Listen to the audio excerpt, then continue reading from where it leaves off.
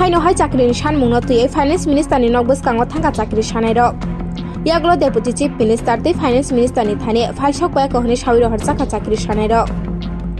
koktuma Simon Kha borok salkisa sikang education minister bai malanya ni thangmani bo finance salo waisa bai chakri tlangjak hini sawiro hormani fiaba tabu finance minister ni thani phaisa koyak hone sawiro harjakma bai bwkha jaka chakri sanai rok yagulo borok education minister bai malanya ni thangtani koktuma thumna rokni bwskango sawi khinarika je chakri tlangnani sanmungno tei waisa finance minister ni thani thangke bini thani koroi te waisa education minister ni thani thangke bini thani bokore hini sawiro horo haike borok bai malaimang chini jora lai tongo tei bwskang salo hinke chongmari chinglo tei bufru chakri tlang sinai hini warama ok laijak tabuk chakri sanai rok borok tamosaka khnai nai de chini mangfliwo যারা উপস্থিত হয়েছি এটার ব্যাপার ছিল হচ্ছে আমাদের একটা দাবি ছিল যাতে করে সবাইকে নিয়োগ করা হয় একসঙ্গে কারণ কি আমরা আরটিআর মাধ্যমে জানতে পেরেছি যে আমাদের শিক্ষা দপ্তরে 5300 জন পোস্ট খালি আছে তো 5300 পোস্ট যদি খালি থাকে তাহলে আমাদের সবাইকে নিয়োগ করা যেতেই পারে কিন্তু দেখা গেল যে উনি আমাদের ওই দিন বিকেলবেলা আমরা যখন এডুকেশন মিনিস্টারের সঙ্গে দেখা করতে গিয়েছিলাম উনি বলেছেন কি যতগুলি ভ্যাকেন্সি পোস্ট খালি আছে ওনার কাছে উনি সবটাই দিয়ে দেবেন উনি বারবার বলেছেন যতগুলি ভ্যাকেন্ট পোস্ট খালি আছে সবটাই দিয়ে দেবেন হ্যাঁ পরবর্তী সময় উনি প্রেস কনফারেন্স করে বলেছেন যে না আমি তো বলিনি একবারও সবাইকে দেবো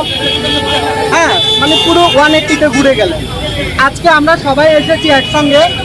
যে একটা দাবি নিয়ে যে আমাদের সবাইকে যেন একসঙ্গে নিয়োগ করা হয় কারণ কি অনেকগুলি শূন্যপদ খালি আছে এদিকে স্কুলের আমরা গতকালকেও দেখেছি চরিলামের একটা স্কুলে আমরা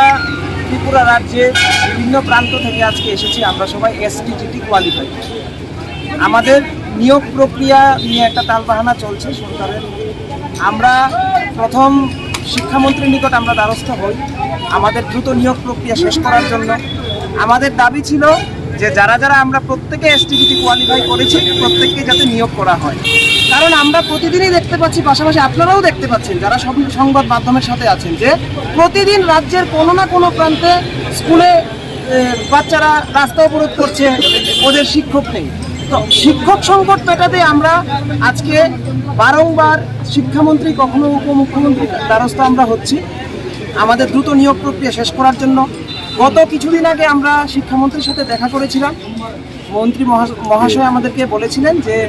আমাদের যতগুলো শূন্যপদ আছে অর্থাৎ বা আমরা যতগুলো যারা আমরা কোয়ালিফাই করেছি আমাদের প্রত্যেককে নিয়োগ করা হবে উনি নাকি ওই ফাইন্যান্স মিনিস্টারের কাছে ফাইল পাঠিয়ে দিয়েছেন কিন্তু এক্ষুনি আমরা ওনার কাছে এসে জিজ্ঞেস করলাম উনি বলছেন যে না আমি এখন পর্যন্ত কোনো ফাইল পাইনি এবং উনি সাংবাদিক সম্মেলন করেও বলেছেন যে 5 তারিখ ফাইল পাঠিয়েছেন 602টা পোস্টের জন্য আমরা সকলেই জানি কিন্তু 11 তারিখও 249 জনের জন্য ফাইল পাঠিয়ে দেওয়া হয়েছে তারপর এক্ষুনি এসে আমরা উপমুখ্যমন্ত্রী তথা আমাদের অর্থমন্ত্রী স্যারের সাথে যখন কথা বলি স্যার বলেন যে আমরা এমন কোনো ফাইল পাইনি আমি আজকে মহাকরণে গিয়ে আমি দেখব তো আমরা যদি প্রতিনিয়ত একবার শিক্ষামন্ত্রী একবার উপমুখ্যমন্ত্রীর কাছে আমাদের দ্বারস্থ হতে হয় তাহলে আমরা কিভাবে আমাদের এই সমস্যার সমাধান হবে আর তো বেশি দিন নেই ভোটও ঘনিয়ে এলো আমাদের নিয়োগ কবে শেষ হবে আমরা কিছুই বলতে পারছি না আমরা একটা মানে সাংঘাতিক অবস্থার মধ্যে আছি আমরা যারা কোয়ালিফাই করেও আমরা এখন চাকরি না পাওয়ার অবস্থা একটা কেসও একটা চলছে এই সংক্রান্ত যখন আমাদের ডেপুটি সিএম আমাদের যখন অর্থমন্ত্রী নিষিদ্ধ কর্মকারের সাথে আমরা স্যারের সাথে দেখা করি আমাদের প্রথমতেই আমরা যেহেতু ওই আমাদের শিক্ষামন্ত্রী রতনলাল স্যার বাড়ির সামনে আমরা প্রথমেই ডেপুটেশন দিয়েছিলাম যে আমাদের এসটিজিটি অনলি এসটিজিটি এটা কিন্তু এসটিজিটির ব্যাপার হচ্ছে ক্লাস 9-10 মাস্টার আমরা টিয়ার 2 এর কথা বলছি না আপনারা প্রেসের মাধ্যমে আমাদের টিয়ার 2 বলছি কিন্তু কোনো চ্যানেলে এটা কিন্তু হয় না আমরা শুধু এসটিজিটির কথা বলছি ক্লাস 9-10 যেই আমরা পড়াবো শিক্ষকতা এটা নিয়ে আমরা আজকে অনেক দিন যাবত প্রায় 2 মাস ধরে আমরা এটা নিয়ে স্ট্রাগল করছি আমরা সরকারের দ্বারস্থ হচ্ছি কিন্তু এতদিন আমরা যেটা জানছিলাম যেটা বুঝতে পেরেছিলাম যে আমাদের জবটা কনফার্ম আমরা জব পেয়ে যাবো আমরা অফার পেয়ে যাবো এরকম কন্ডিশনে ছিলাম আজকে খুবই দুঃখের বিষয়, চোখ দিয়ে জল আসছে, মানে কি বলবো, আইনের কথা শুনে খুবই খারাপ লাগলো। স্যার বললেন যে আমাদের জব হবে না, মানে কি মানে ফাইন্যান্সে কোনো ফাইলে পাঠানো হয়নি। এতদিন বলেছে যে 1081 স্টেপ বাই স্টেপ 1081 জনের ফাইল পাঠানো হয়েছে, কিন্তু স্যার বললেন এখন কোনো ফাইলে তাইনের কাছে আসেনি, পৌঁছিনি। তাইনে কি এটার ব্যাপারে কিছু জানেন না। কিন্তু আমরা শিক্ষামন্ত্রীর সামনে দেখা করছি, শিক্ষামন্ত্রী বললো যে 5 তারিখে 606 দুজন, আর 11 তারিখে পাঠিয়েছিল 249 জন, টোটাল 851 জন। আর আগের আমরা যেই পোস্টটা ছিল 230, টোটালি আমরা যেটা হিসাব করে দেখলাম 1081 জনের আমাদের অফার তৈরি হবে, মানে আমাদেরকে নিয়োগ করবে কনফার্ম, তাই জানিয়ে দিয়েছেন। কিন্তু এখন এইটি নিয়ে কী তাল বাহানা চলছে আমি এটা কোনো আমরা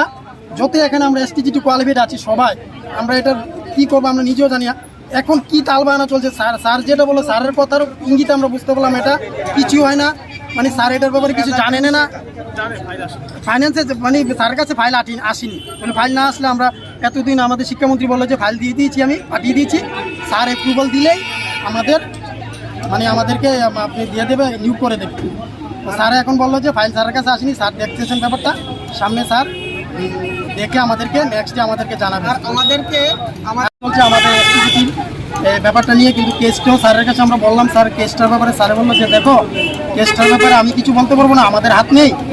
কেসটা যে করেছে মানে কেস আমরা যেভাবে পারি আমরা উঠাতে হবে। আর জাজমেন্ট চলছে, এটার অলরেডি পুরো ডিটেল আছে, এটা পুরো শেষ কেস, শুধু রায় হবে। তো স্যারে বললেন এটার ব্যাপারে একটু দেখবেন, দেখে এটাও একটু মীমাংসা করার চেষ্টা করবেন। কিন্তু আমাদের মেইন ব্যাপারটা ছিল এই আমাদের 1081 যে পোস্টটা ছিল ওটাকে নিয়োগ দিয়ে দেবেন স্যারে বললেন। যদি স্যারের কাছে এসে থাকে স্যারের চেষ্টা করবেন আজকে 2-3 দিনের ভিতরে সাথে সাথে ফাইলটা স্যারের কাছে আসার জন্য।